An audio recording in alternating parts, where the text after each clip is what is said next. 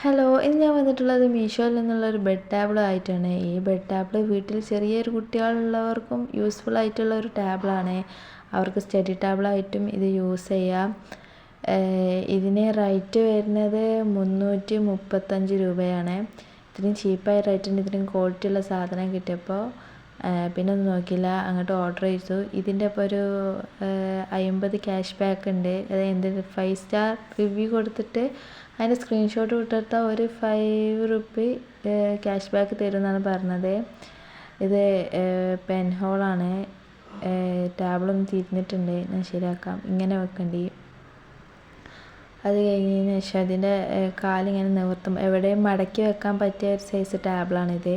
ഇതിങ്ങനെ മടക്കി വെക്കാം. ഇതിന് നല്ല ടേബിളാണ്. ഒരു ചെറിയൊരു ഷെൽഫ്, അതേപോലെ അതിലേക്ക് നമുക്ക് പെന്നൊക്കെ ഇങ്ങനെ ഇട്ട് കൊടുക്കാം.